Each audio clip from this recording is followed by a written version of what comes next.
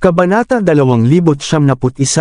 Nanatiling kalmado si Severin nang maramdaman niya ang nalalapit na digmaan. Matagal na niyang inaasahan na ang balita tungkol sa pagkamatay ni Uzer ay magdudulot ng labanan kapag kumalat ito sa lahat.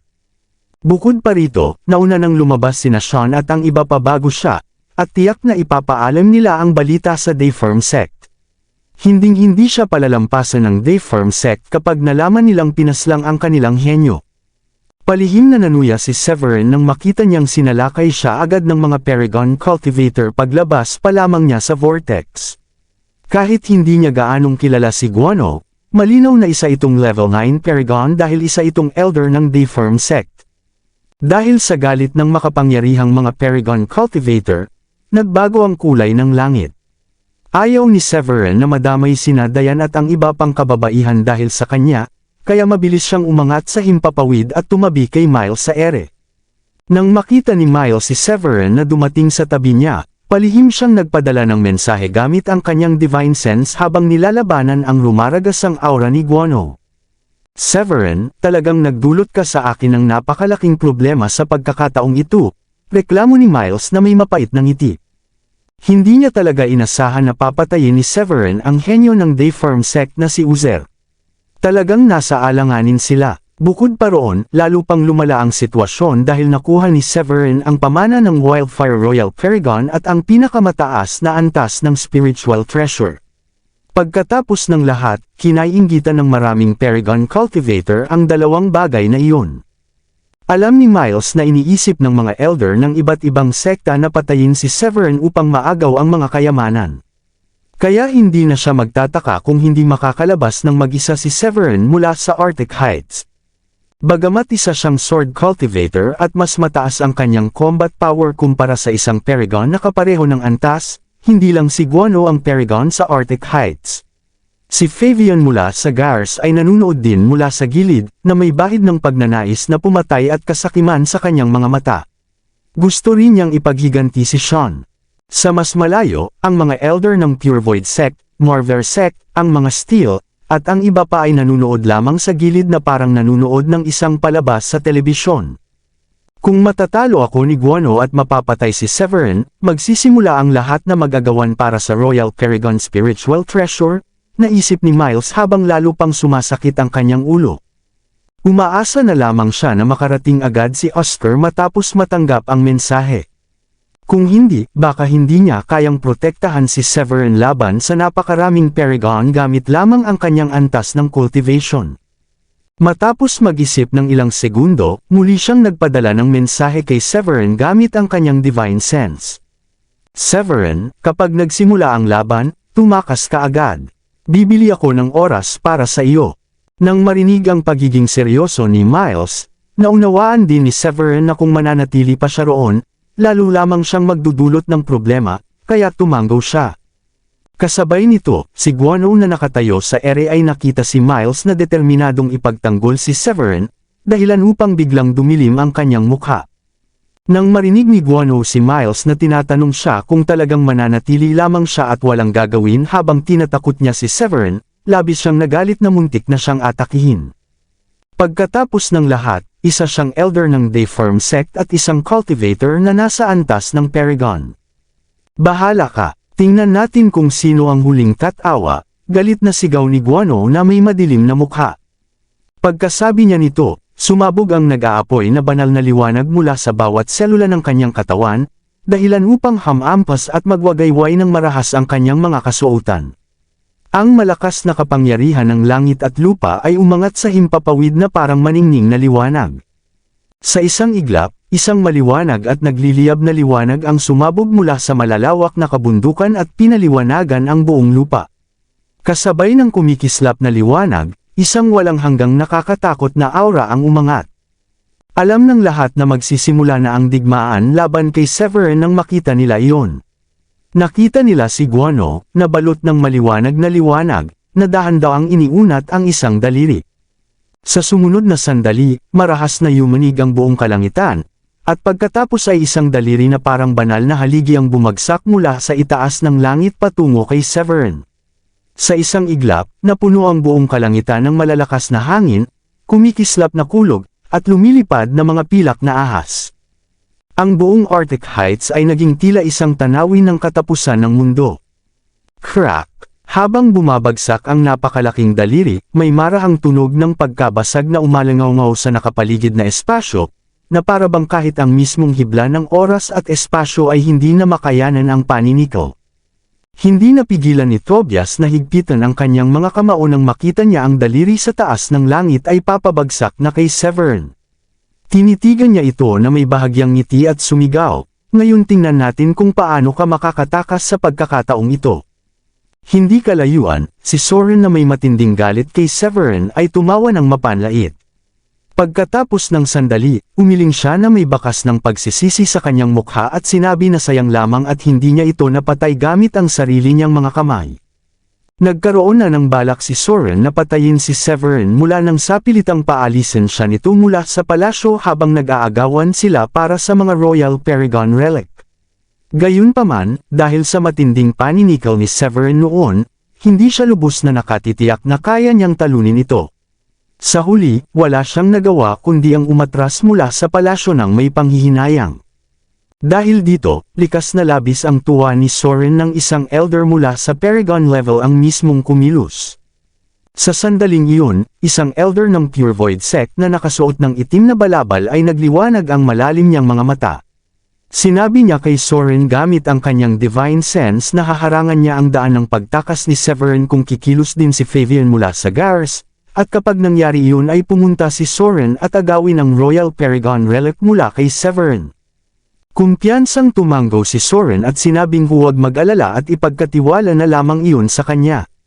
Sa sandaling iyon, ang lahat ng mga mata ay nakatuon kay Severin. Ang ilang mga henyo na may matinding galit sa kanya ay sabik na makita ang kanyang kamatayan. Kasabay nito, ang mga walang personal na galit kay Severin ay naghihintay rin na mapatay siya upang makipag-agawan sa mga spiritual treasure at sa Wildfire Royal Paragon Relic.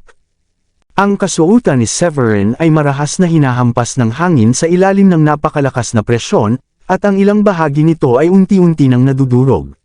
Pagkatapos ng lahat, ito ay isang atake sa antas ng Paragon na kayang gamitin ang kapangyarihan ng langit at lupa, na lubhang lampas sa kayang tiisin ng isang Supreme Saint Cultivator. Ang presyon pa lamang ay nagpamuti na sa mga mukha ni Dayan at ng iba pang kababaihan na hindi kalayuan. Gusto nilang lumipad patungo sa ere, ngunit hindi sila makagalaw. Para bang nakakulong sila sa isang hindi nakikitang hola. Bagamat hindi sila ang target ng aura, ang nakakatakot na paninikaw na nagmumula kay Guano ay sapat na upang manganginig sila ng hindi sinasadya. Sa sandaling iyon, kumilos si Miles. Sa isang kumpas ng kanyang kamay, nagpakawala siya ng isang palm strike patungo sa daliring umaabot sa langit, at nagsalpukan ang dalawa. Boom! Kasabay ng nakakabinging pagsabog, marahas na yumanig ang lupa, at ang napakalaking daliri sa kalangitan ay tinangay palayo. Ang dating magulong mundo ay muling bumalik sa katahimikan sa susunod na iglap na para bang walang nangyari. Gayunpaman, ang makapal na alikabok na umaangat mula sa lupa ay patunay na may naganap na isang nakakatakot na banggaan. Ang tuwa ni Tobias ay napalitan ng galit nang makita niyang napigil ang atake ni Guano. Galit siyang nagmura at inisip na napakasayang pagkakataon iyon. Hindi lang siya ang ganoon ang naramdaman. Ang iba rin ay nadismaya nang makita nilang ligtas pa rin si Severin. Humakbang pasulong si Miles at ang kanyang Mar-Ingel na aura ay kumalat sa himpapawid, na ikinagulat ng lahat ng nanunood. Kasabay nito, nagpadala siya ng mensahe kay Severin gamit ang kanyang divine sense na tumakas na. Nang marinig iyon ni Severin, hindi siya nag-atubili. Sumabog ang lahat ng kanyang lakas, pagkatapos ay umangat siya sa kalangitan, naging isang bahaghari, at mabilis na lumipad patungo sa labasan ng Arctic Heights.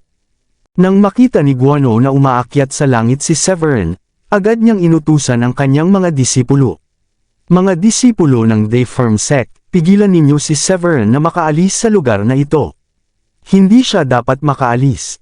Sumabog ang mga aura ng mga disipulo ng Dayform sect at sabay-sabay silang sumugod patungo kay Severin. Mula sa iba't ibang direksyon ay nagliparan sila upang sumali sa labanan, at lalong naging magulo ang sitwasyon. Nang makita ito, inutusan ni Miles sina Raymond at Celeste. Kayong dalawa, tulungan ninyo si Severin na makatakas habang pipigilan ko sina Guano at Fabian. Pagkasabi nito, itinaas ni Miles ang kanyang kamay at agad na inilabas ang spiritual treasure sword.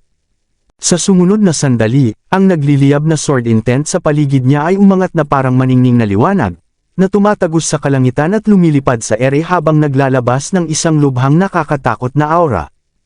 Nang makita ni Guano na inilabas ni Miles ang kanyang spiritual treasure, hindi siya nag-atubili.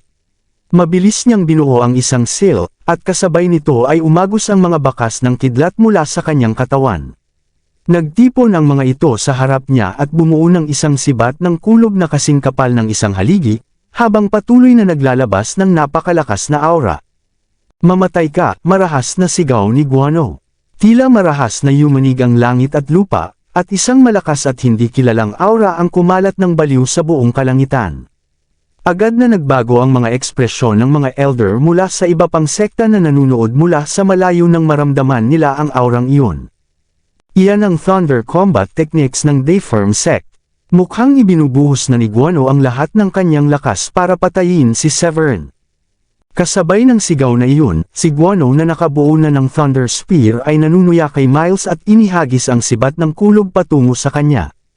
Whoosh! Sa isang iglap, napunit ng kulog ang kalangitan, dahilan upang mabuo ang malalaking bitik sa mismong hibla ng oras at espasyo.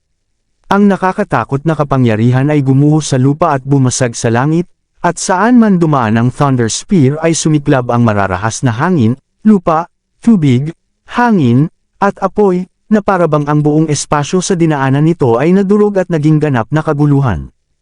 Hindi nang ahas si Miles na maliitin ang paparating na atake ni Guano.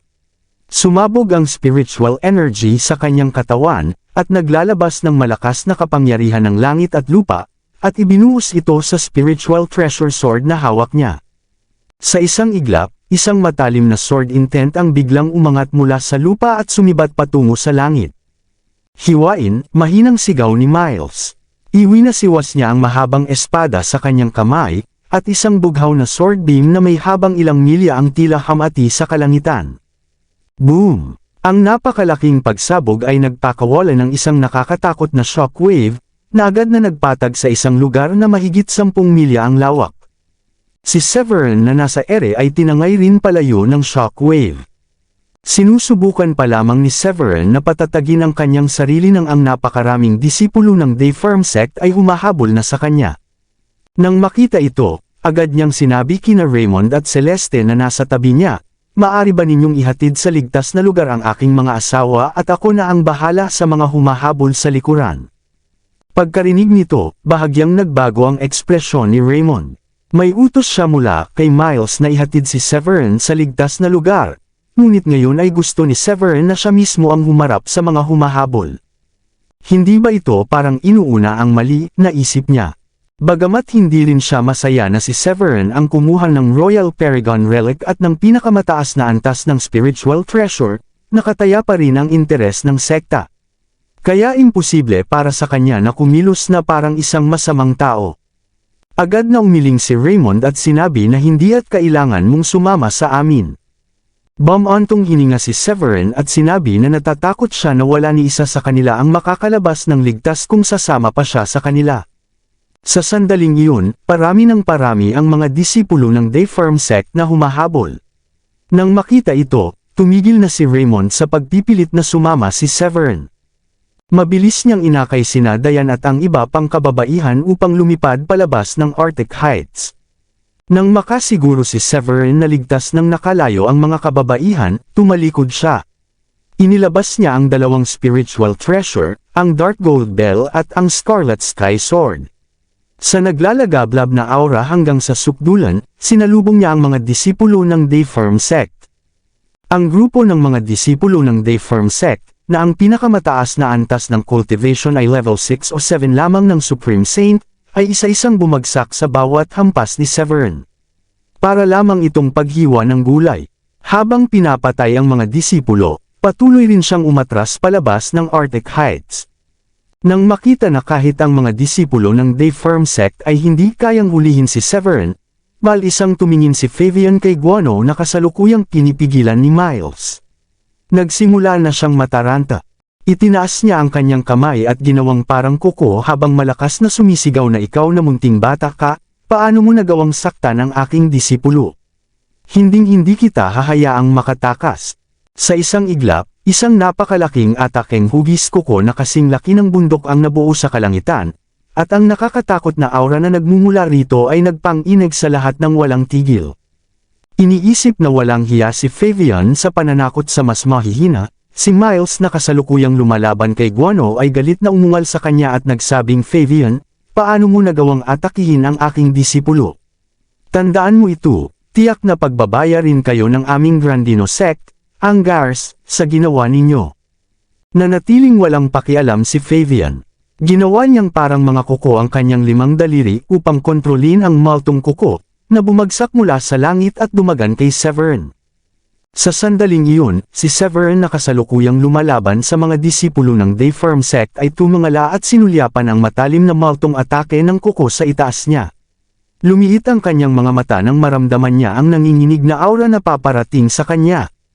Ito ang unang pagkakataon na naramdaman ni Severin na ganito siya kalapit sa kamatayan. Naramdaman ni Soren, Tobias, Sean, at ng iba pang mga henyo ang matinding tuwa nang makita ang paparating na atake kay Severin. Para bang nakita na nila ang kanyang kamatayan.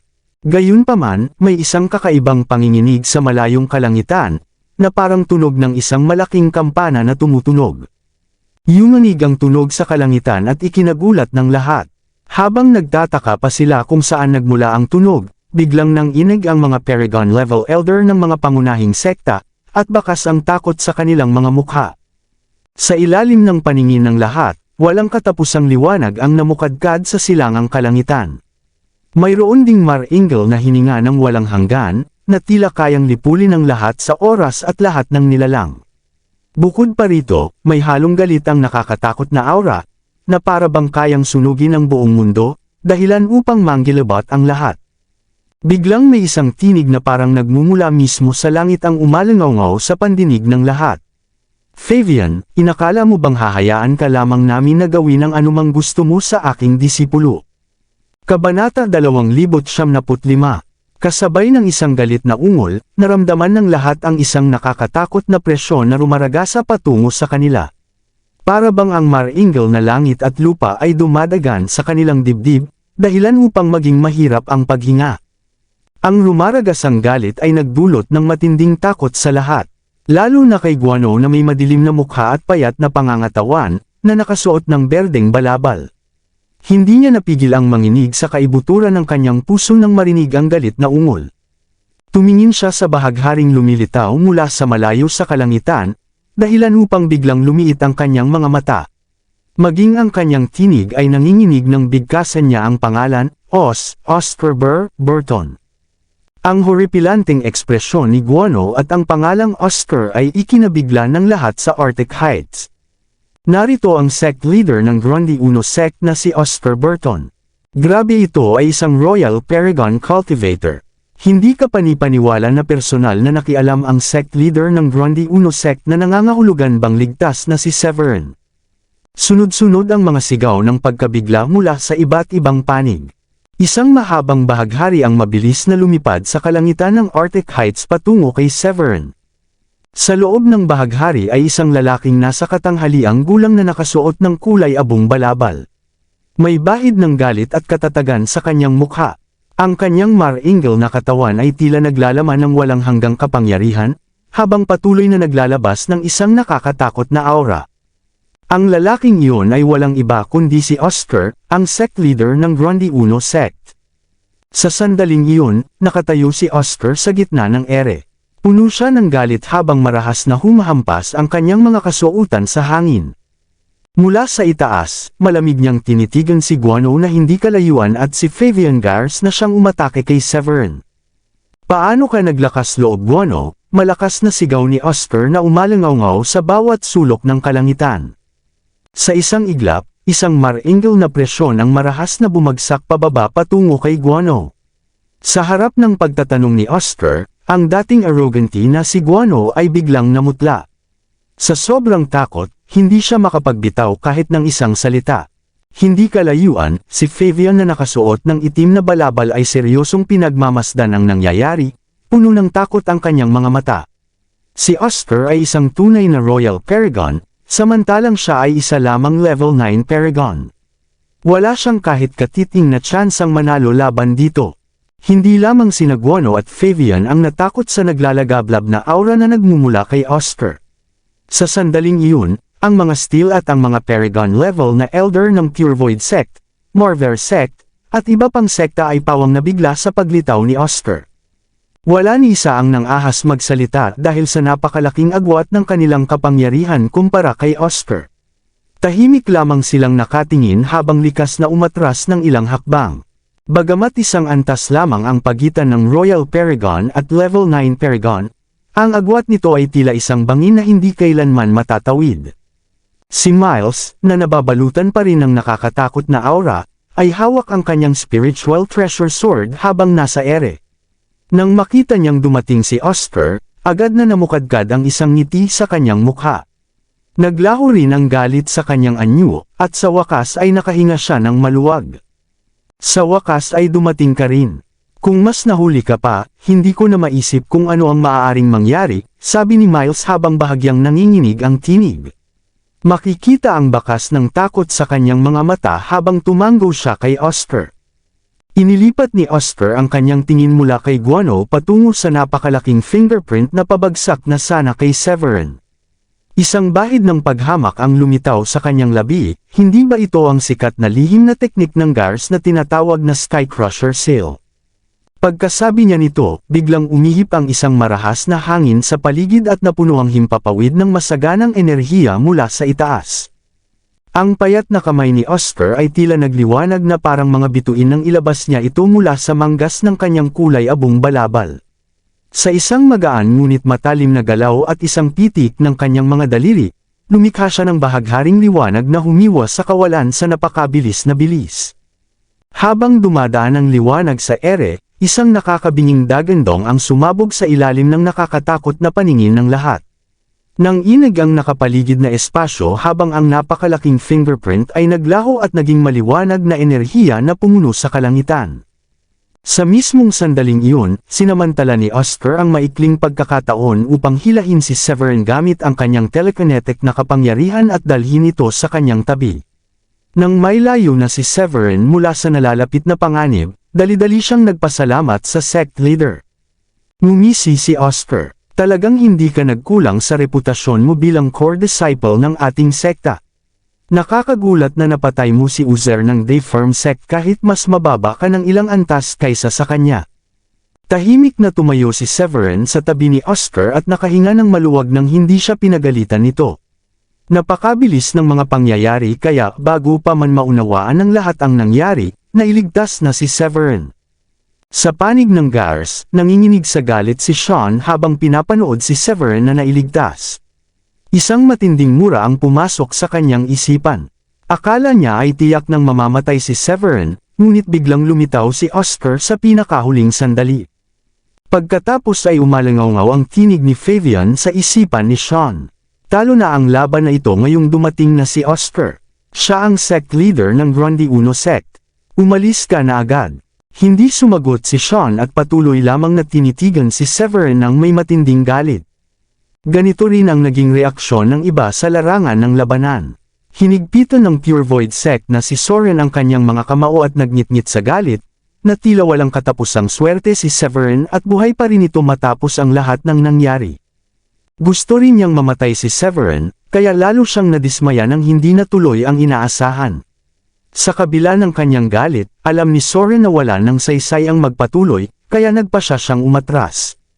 Sa panig ng mga Steel, maringal na humahampas sa hangin ang mamahaling kasuotan ni Tobias habang ang gwapo niyang mukha ay napilipit sa galit. Binanggit niya ang pangalan ni Severin sa pagitan ng nagkikiskisang ngipin, na para bang handa na siyang pira-pirisuhin ito. Para sa kanya, napakasayang na pagkakataon na dumating si Oscar sa mismong sandaling malapit nang mapatay si Severin. Ang sinumang may galit kay Severin ay tiyak na mahihirapang tanggapin ang ganitong kinalabasan. Habang pinipilit nilang lunukan ang pait ng nangyari, tumayo nang nangingibabaw si Oscar sa lahat at sinuyod ng kanyang paningin ang paligid bago ituon ang kanyang tingin kina Guano at sa kanyang mga kasamahan. Nang magtama ang kanilang mga mata, ang kalmadong titig ni Oscar ay biglang tumalim. Balak ba ninyong patayin ang core disciple ng aking sekta? Kalmado ang tinig ni Oscar, ngunit ang mga nakarinig nito ay nakaramdam ng isang nakakatakot na paninikil na tila kayang supulan ang lahat ng nabubuhay na nilalang. Nang marinig ito ng mga elder ng mga sekta na nasa paligid, nanlamig ang kanilang mga gulugod at unti-unting pumasok ang takot sa kanilang mga mata. Alam nilang lahat na si Oscar ay isang bihasa at matagal ng level 8 Royal Paragon, na malayong mas mataas kaysa sa kanilang lakas bilang mga Paragon. Sa harap ng posibilidad na magalit si Oscar, si Waymon na elder ng Pure Void Sect ay nagpakita ng isang pilit na nakapapawi ng ngiti. Wala kaming ganoong balak. Walang sinayang na oras ang elder at ang iba pa niyang mga disipulo at agad na nagmadaling umalis. Bago dumating si Oscar, naisip pa nilang makinabang sa mga makukuhang yaman, ngunit ngayon ang tanging nasa isip na nila ay ang makalayo hanggat maaari. Wala ni isa sa kanila ang may kakayahang labanan si Oscar kahit pa magsama-sama sila. Ang biglaang pag-urong ng Pure Void Sect ay nagdulot ng sunod-sunod na pag-alis ng iba pang mga sekta. Isa-isang pinangunahan ng mga elder ang kanilang mga miyembro habang sinisiguro kay Oscar na wala silang balak na atakihin si Severin. Umalis sila ng kasing bilis ng kaya nila, at may ilan pang nagsisising na sana ay hindi na lamang sila pumunta roon. Pagkatapos ng lahat, walang sinuman ang makakatagal sa mga magiging kahihinatnan kung biglang magalit si Oscar. Hindi nagtagal ay naging tahimik ang dating magulong Arctic Heights, ang Pure Void Sect, Marver Sect, ang mga Steel, at karamihan sa mga walang kinabibilangang cultivator ay umalis na. Tanging ang Dayform Sect at ang Gars na lamang ang natira. Nang makaalis ang karamihan, si Oscar na nakasuot ng kulay abong balabal ay itinuon ang kanyang matalim na tingin kay Guano sa ibaba. Kahit walang binibigkas na salita, sapat na ang kanyang titig upang ipadama ang banta. Sa sandaling iyon, nakaramdam si Guano ng isang matinding panganib na tila sumisigaw na kailangan niyang ipagtanggol ang sarili. Sa kasamaang palad, masyado siyang mabagal na makapag-react. Sa isang kisap mata, lumitaw si Oscar sa harap niya at inihampas ang kanyang palad. Ang tila payak na atakeng iyon ay parang may bigat ng buong kalangitan at tila bumuo ng sarili nitong mundo sa isang hampas. Hindi kinaya ni Guano ang lakas ng palad ni Oscar at siya ay tumilapon habang bumubuga ng dugo mula sa kanyang bibig. Bumagsak siya sa lupa at lumikha ng isang malalim at walang ilalim na bangin. Napakabilis ng lahat ng nangyari. Ilang segundo lamang ang lumipas, ngunit si Guano ay nakahandusay na at malubhang nasugatan. Ang mga elder ng ibang sekta na nakatakas na mula sa Arctic Heights ay natano ang pangyayari mula sa malayo. Ang tanawin ng isang level 9 Paragon na tulad ni Guano na malubhang nasugatan sa isang hampas lamang ni Oscar ay nagpasinghap sa kanila sa takot. Iyan pala ang lakas ng isang Royal Paragon, tunay itong nakakatakot. Isang hampas lang ni Oscar at sugatan agad ang isang level 9 Paragon na tulad ni Guano, at buti na lang at hindi natin inatake si Severin. Oo, kung nagkataon pareho sana ang sinapit natin kay Guano. Sa loob ng bunganga ng lupa, dahan-dahang bumangon si Guano sa kaawa-awang kalagayan. Ang dati niyang maayos na berdeng balabal ay punit-punit na, at ang kanyang mukha ay puno ng mga sugat na dulot ng galit ni Oscar. Sa kaibuturan niya, kumukulo ang matinding galit at sama ng loob. Itinaas ni Guano ang kanyang ulo at pinunasan ang dugo sa gilid ng kanyang bibig. Magalang niyang hinarap si Oscar at sinabi na ikaw ay isang Royal Paragon, Sect Leader Oscar. Hindi mo ba iniisip na hindi makatarungan ang paggamit mo ng kapangyarihan upang apihin ang mahihina? Tumugon si Oscar na may malamig na ngiti at sinabi na pareho rin ang masasabi niya sa ginawa ni Guano bago siya dumating. Agad na sumama ang loob ni Guano at hindi niya matanggap ang nangyayari. Inatake niya ang core disciple ni Oscar na si Severin na pumatay sa kanyang disipulo sa loob ng mga guho. Tinanong niya kung inaasahan ba ni Oscar na baliwalain lamang iyon ng kanilang sekta. Iwinasiwas ni Oscar ang kanyang manggas at ang malamig na ngiti sa kanyang mukha ay naging seryoso.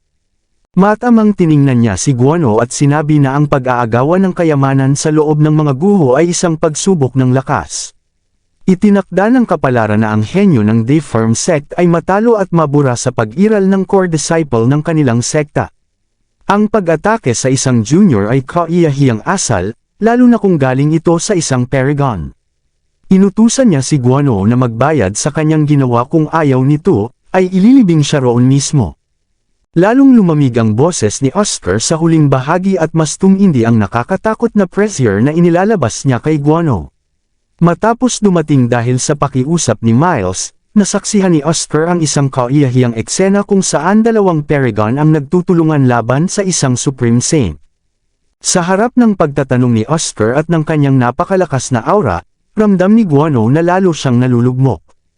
Namutla ang kanyang mukha at ang daloy ng kanyang espiritual na enerhiya ay sumabay sa kanyang takot. Tahimik niyang minura si Miles na walang kahihiyang humingi agad ng tulong. Pinilit ni Guano na panatilihin ang kanyang composure at mag-isip ng isasagot sa mga hinihingi ni Oscar. Samantala, si Fabian ay balot na ng takot matapos masaksihan ang mabilis na pagkakabagsak ni Guano. Lumapit siya at nagsabi na ang Gars ay hihingi ng paumanhin sa pamamagitan ng isang handog. Bahagyang lamambat ang ekspresyon ni Oscar. Sinabi niya na siya ay isang makatuwirang tao at dahil handa silang mag-alay bilang paghingi ng tawad, papayagan niyang umalis ang mga ito matapos ibigay ang storage ring. Agad na nawala ang pressure na bumabalot kay Fabian. Kahit galit siya sa kondisyon ni Oscar na iligtas ang kanyang buhay kapalit ng mahalagang storage ring, natatakot siyang tumanggi at alam niyang iyon lamang ang tanging paraan.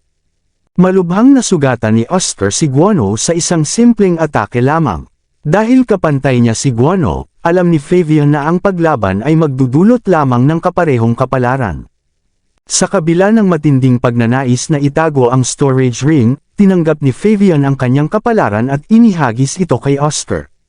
Tinipon niya ang kanyang mga kasamahan at mabilis na umalis.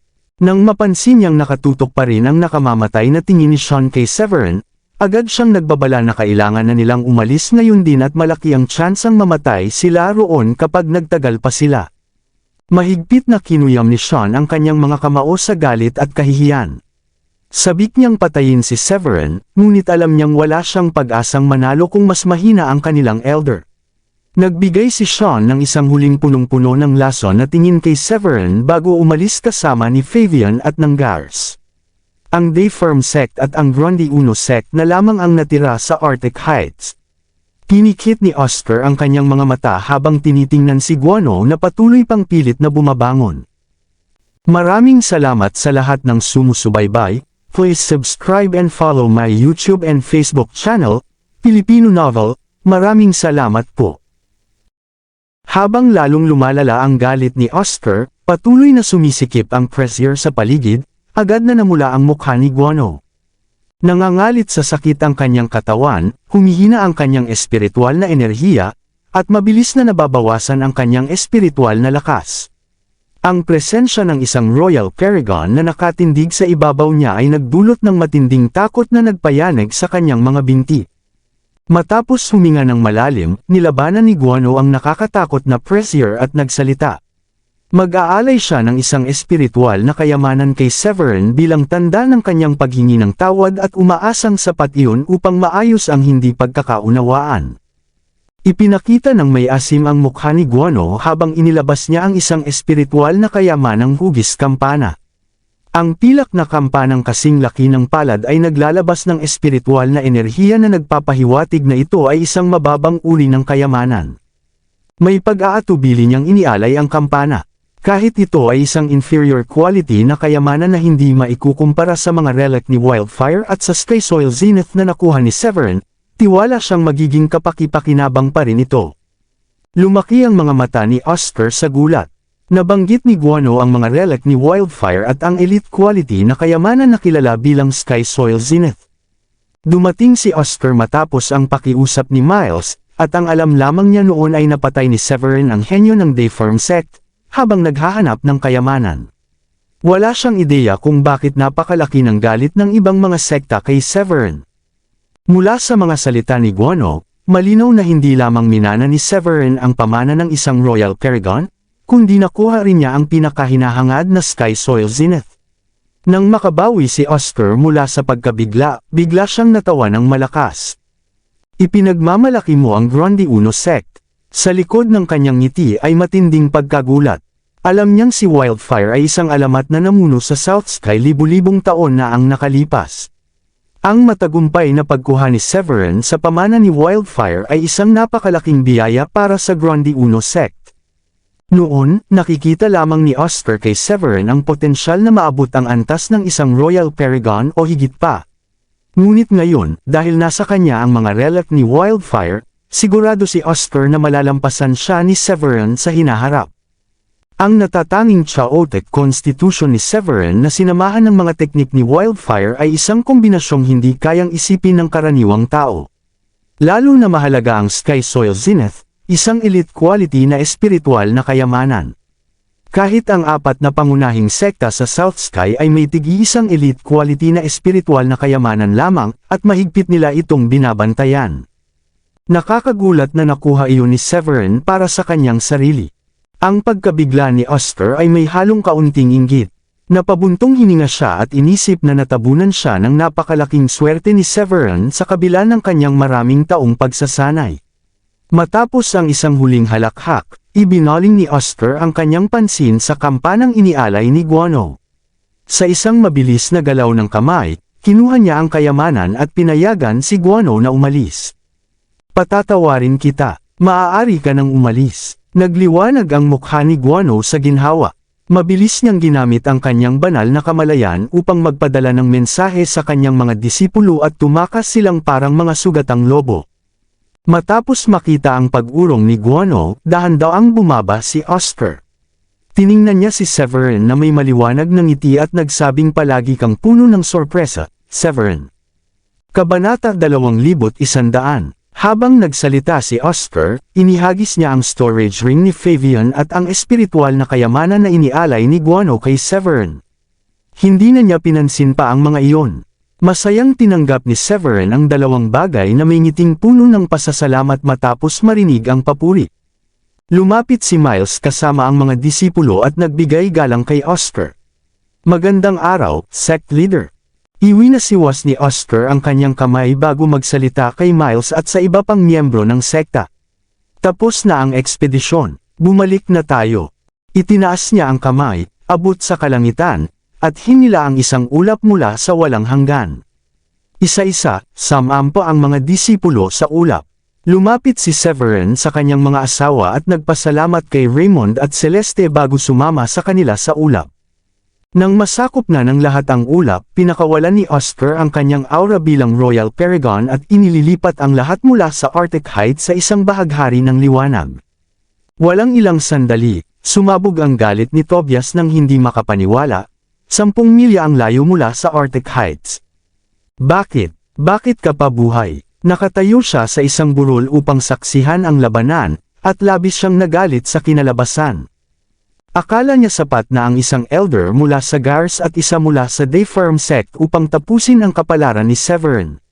Sa pinakamaliit, inaasahan niyang sobrang galit ni Guano na kahit ang pakikialam ni Oscar ay hindi sapat na hadlang.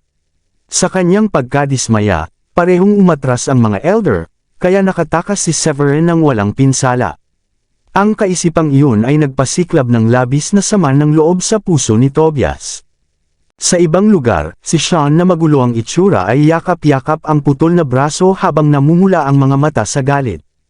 Tiningnan niya ang direksyon kung saan umalis si Severin at nagmura, "Isang araw ay babayaran kita sa pagputol ng braso ko." Pinagmasdan ni Fabian ang kanyang alaga at nagbigay ng ilang payo. Huwag hayaang lamunin ka ng galit. Ang pinakamahalaga ngayon ay makamit ang breakthrough at pagalingin ang iyong sugatang braso. Sa loob ng 3 buwan, magbibigay ang Starry Sky Battlespace ng pinakamahusay na pagkakataon para sa iyong paghihiganti. Bumangon ka at maghanda para sa iyong pinakamahusay na gawin. Nagbigay ang mga salita ni Fabian ng isang kislap ng talino at determinasyon kay Sean, at tumango siya ng buong paninindigan. Ang Starry Sky Battlespace ay isang malaking kaganapan na sumasaklaw sa buong South Sky. Bilang isang lihim na mundo na lampas pa sa saklaw ng guho ni Wildfire, Ito ay isang entablado kung saan magtatagpo ang lahat ng henyo ng rehiyon, susubukan ang kanilang kakayahan, at maghahanap ng mga pagkakataon sa loob ng battle space pati na rin sa Blue Realm. Sa bagong determinasyon, lumipad si Sean palayo mula sa Arctic Heights, nanunumpa ng paghihiganti kay Severin sa Starry Sky battle space. Nang makaalis ang Gars, ang mga natitirang henyo malapit sa bundok ay nakaramdam ng panghihinayang habang nasaksihan ang mabilis na pagtakas ni Severin.